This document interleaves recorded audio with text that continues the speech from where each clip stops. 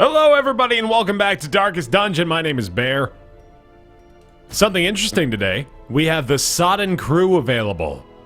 Our second apprentice level boss for the Cove. And I'm totally gonna fight it. Them. The group. The Sodden crew. The lowest of the three. Of course we have all three levels of those bosses to go through. The Sodden crew, the Sunken, and then the Drowned. I wonder if they thought they'd have to come up with synonyms for underwater that often. I didn't even know there were three. I mean, they don't really necessarily insinuate that they're underwater. Sodden and... well, Sodden is really the only one. Okay, anyway, that's way too much analysis of those words. We need to find another level 2, level 1, or level 0, probably going to be a level 0, candidate to bring out, to be our fourth member. Because I believe these three will be okay without a very strong fourth. In fact, I think a Plague Doctor might be a decent option. Having those Blight skills available could be a difference maker without having to be that high of level. Noxious Blast and Plague Grenade already available for this particular Plague Doctor. Beast Hater and Steady. Yeah, I think it's going to be Digby. Interesting name for a Plague Doctor, but Digby I think is going to be our fourth. What better laboratory than the blood-soaked battlefield? I like that. I like that. That is a battle cry for Digby. Let's make sure these guys can't be upgraded anymore. In any of these fields, it looks like our man-at-arms actually could have stood for an upgrade a while ago. Probably should have been aware of that. The guild as well. Definitely want to get these up to level 3.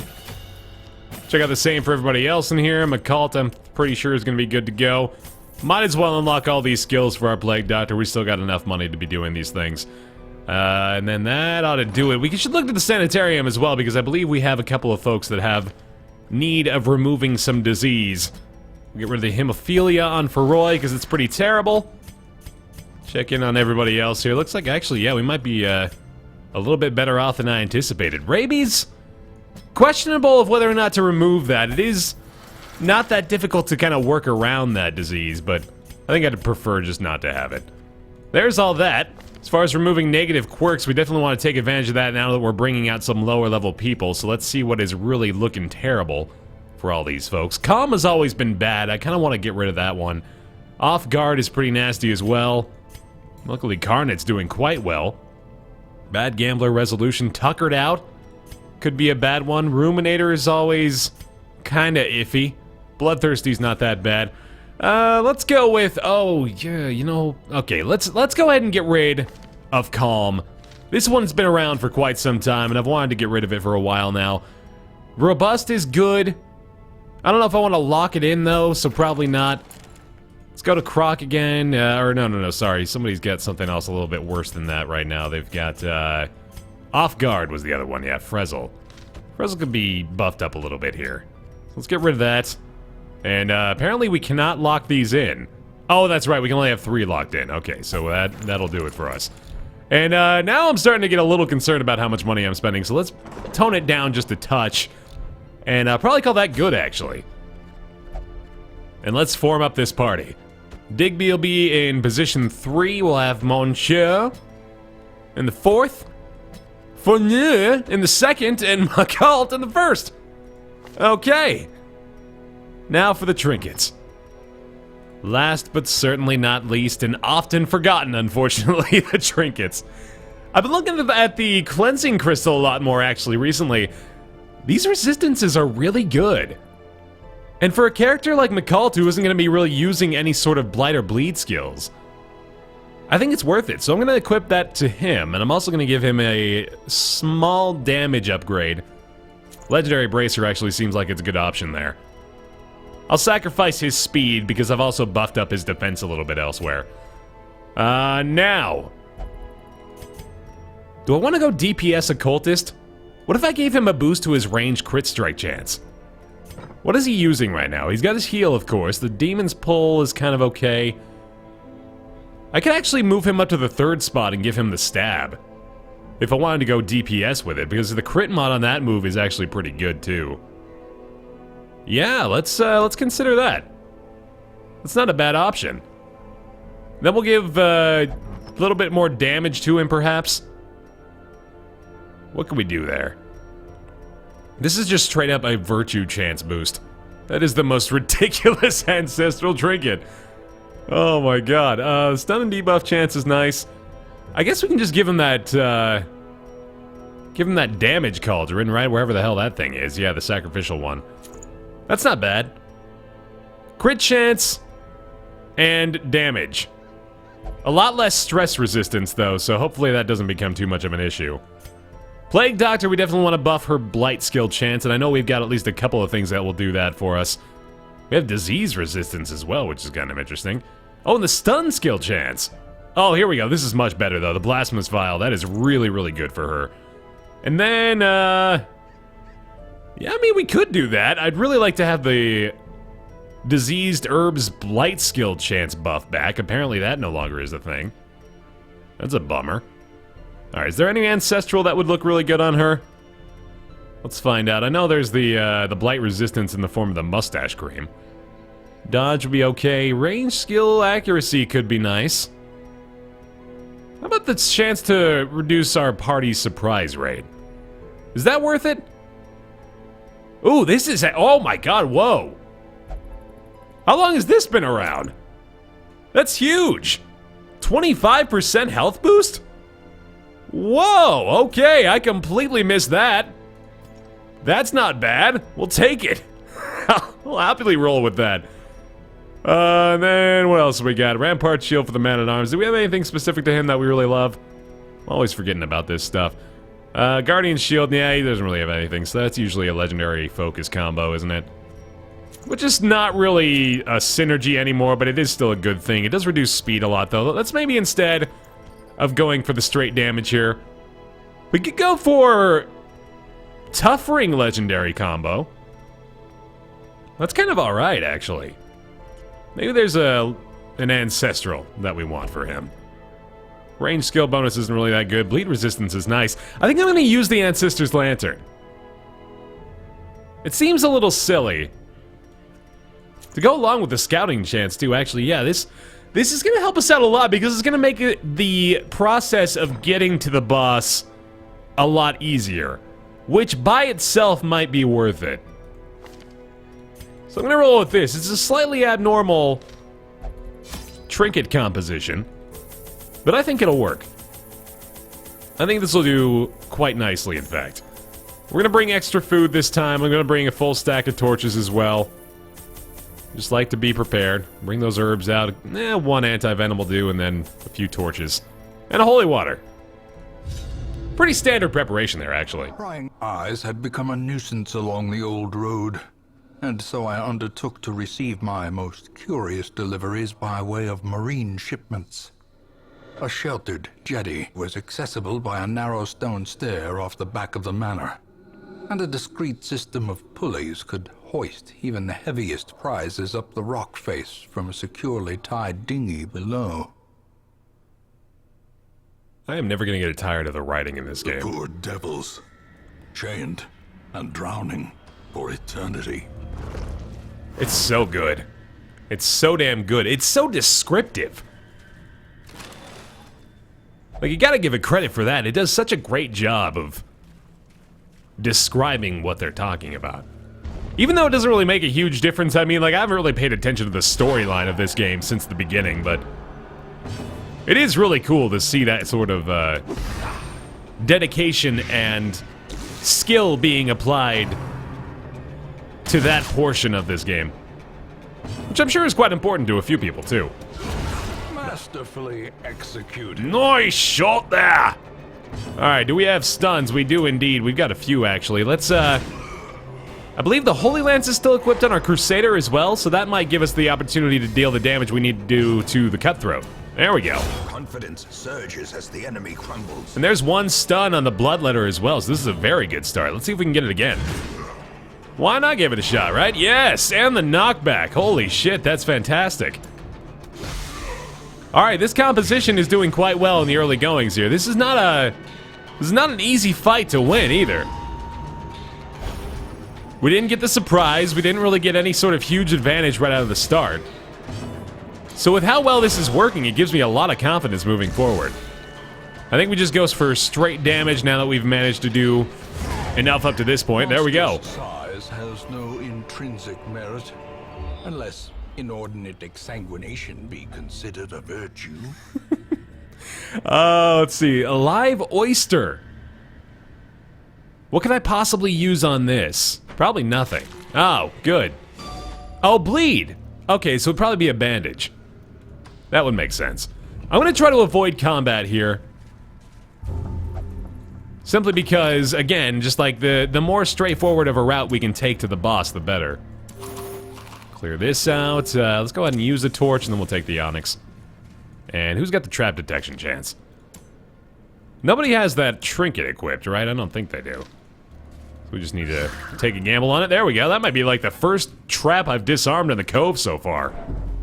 Had terrible luck with that in this area. I wonder if that's by design, too. Perhaps the traps in the cove are a little bit more precarious than those found in other realms. See? Mechanical hazards possessed by evil intent. And the darkness as well. In fact, yeah, I should probably just stay alert on that front. Keep ourselves well lit. And the surprise attack, okay. See, in this early combo, too, with the Plague Grenade and the Abyssal Artillery, obviously with the Eldritch as well, it's going to help us out quite a bit. But it is big damage. Right out of the gate from those two. Zealous Accusation, sure. Give them no quarter. And speaking of big damage, I mean, the entire team Devastating blow. is pretty capable of doling out the harshness, if you will. Occultist DPS, of course, the blight coming from our Plague Doctor.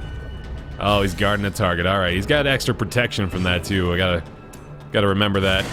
Oh yeah, he's gonna be tough to take down. Might have to go for a blight on him. Actually, that might be better. Yeah, that's gonna be good. A death by inches. Bam. Weakening curse. We've got all sorts of status ailments to apply as well, which can only be a good thing. Is that a powerful bleed? It's not really that bad. I can probably let that go. Won't be that big of a deal. All right, one more landed blow, and that should do it. Especially if this stacks, that's going to be more than enough. Then I guess just, yeah, might as well. Continue the onslaught.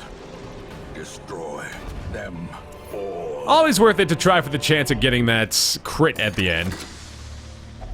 A little bit more stress healing involved in the matter. All right, we are amply prepared. This is looking really good. A couple of empty rooms here, some hallway battles. Probably won't be too bad. Oh my god, and the dead fish.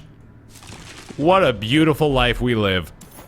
And all those things we apparently already had. Wow, stacking up very nicely. Alright, Thrall goes first every time. No matter what, I've seen what this thing's capable of, and I do not wish for it to have the chance to enact its horrors upon us. A stun might be nice. It does have a decent stun resistance, though. That's alright, though. All we gotta do is hit it with a smite. I think we'll be okay. Noxious Blast is really not even that good, so let's go with Emboldening Vapors, maybe? Boost the speed, too. Yeah, actually give the Crusader a chance to act before the Thrall, maybe. No, he got it off first, damn. Huh. This is a really strong enemy. I mean, every time I've fought it, it seems like my fears are well placed. Very capable of ruining our lives. Maintain the offensive. I really like that it doesn't have a corpse, too. It's just, you know, the little things that provide a consistency that's to be believed. I might be able to kill him, but the crush is probably not gonna do it. Retribution? Yeah, sure. We don't use this that much anymore. It's still pretty good, but it's just... Normally, I'd prefer a stun or a crush attack, really. Alright, if I land this and deals 2, I was gonna say it needs to deal 2 to be able to get the kill, unfortunately, so there's gonna have to be a Zealous Accusation or something else that comes through. Which is fine. As the fiend falls, a faint hope blossoms. Especially when it does that. That I am absolutely fine with. Let's go ahead and bandage up anyway. We've already got like half the dungeon taken care of. And I'm just gonna eat all this food to feel better about myself because that's how I normally handle my life. And away we go! All these confessions about my coping habits aside. Let's somehow sneak into the commentary. Alright, open the bag up. We're doing okay as far as loot goes. Certainly not the most profitable run. 2 maggots in a thrall, huh? Alright, I mean, this is definitely not the sort of combo we're expecting here, and they've only got 5 health, so this should not be a problem. Retribution's gonna deal 0 to 1. Wow. How about we just try to kill him right out of the gate? And then Zealous Accusation will do the job just fine. Actually, if we just do this, there we go. There it is, and then the Zealous is even better. Bam, baby. Now, the brine does carry over between fights, right? I've seen these debuffs, they're like for 12 rounds or so, which... I don't know if that time ticks away when you're not in combat. I think it does. I want to say it does. Man, look at this. The crits from the Occultist, too. I'm really glad we went that route with him. Boom! And he should blight to death before the Crusader even... Oh, well, hey, there you go. Again, try for that crit just in case. This is going really well. Victories mount, so too will resistance. Really, really well. Only 2 more rooms. We got a campfire still in the back pocket, so... we're gonna be even better prepared than we are now. Don't even need to use torches. We got plenty of light coming from the campfire up ahead. Just 1 more hallway battle and we should be okay. 2 groupers and a maggot. Again, just very interesting combinations of enemies thus far. And that's gonna take him down in 2 turns, so I obviously don't have to give any resources to that kill. 9 damage there. Oh my goodness. I'd like to... yeah, we'll go ahead and finish him off with the Abyssal Artillery, why not? I'm often reluctant to use that move if it does not provide me the slow death with the multiple targets.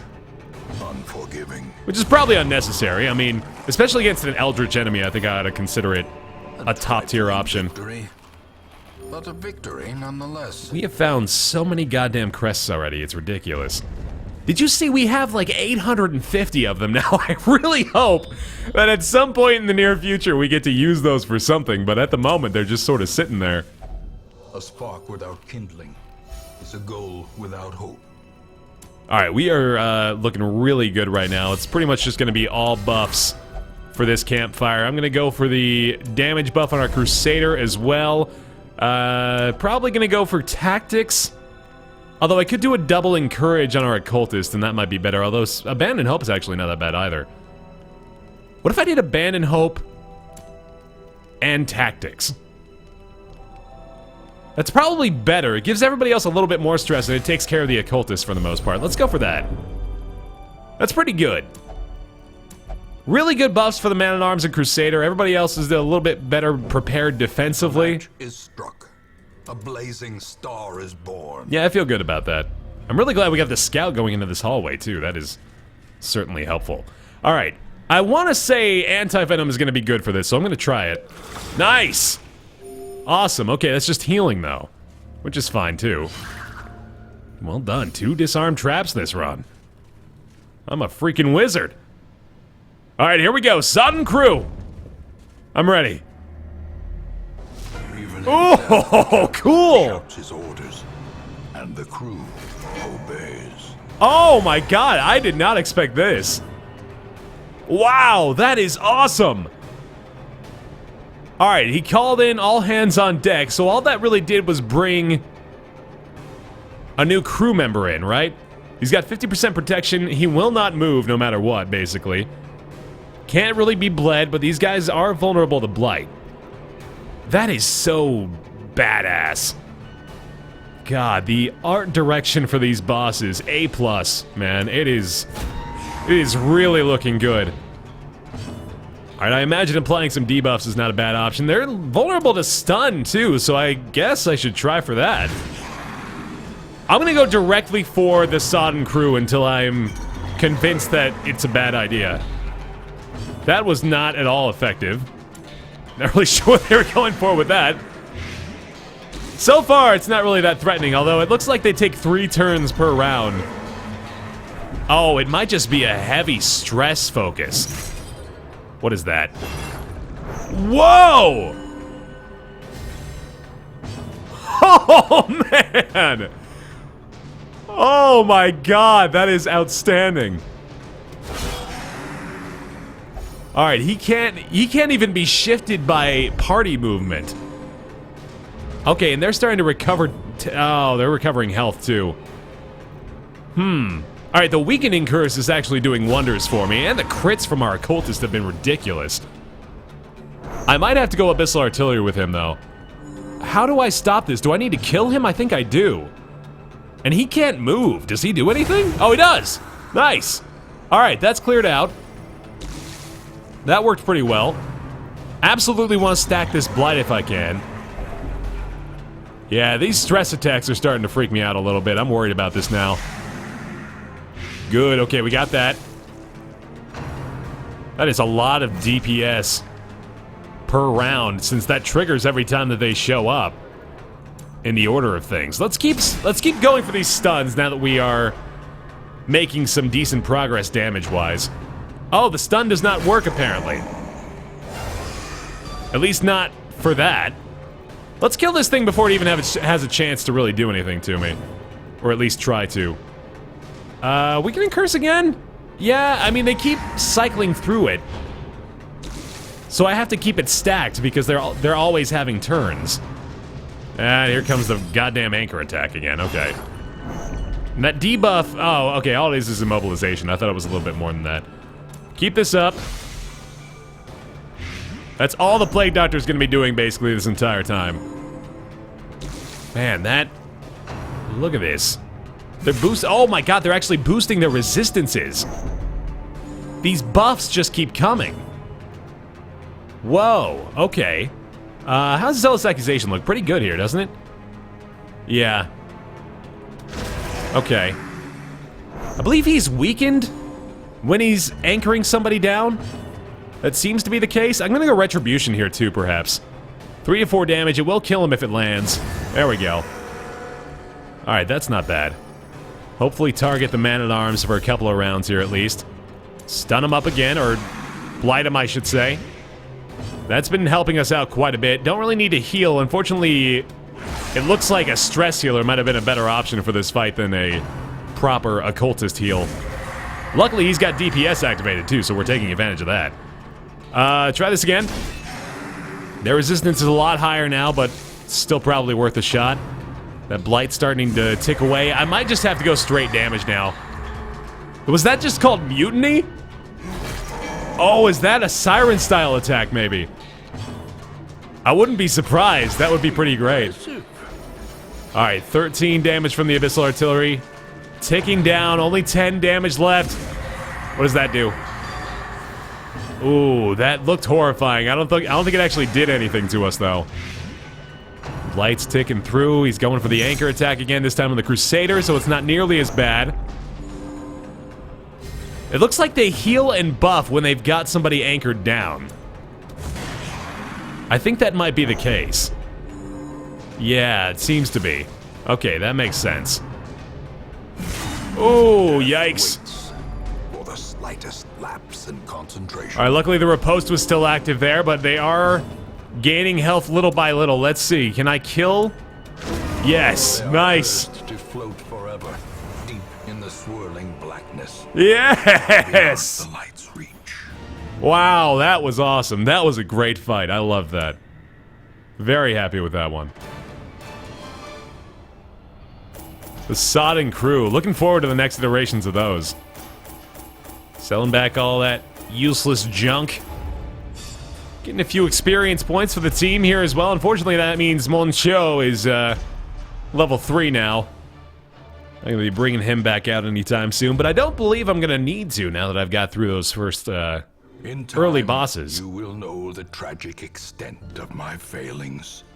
Oh, that was fun. Thanks for watching this episode of Darkest Dungeon, everybody. Leave a like if you did. Enjoy it. Appreciate that a lot. I'll see you next time.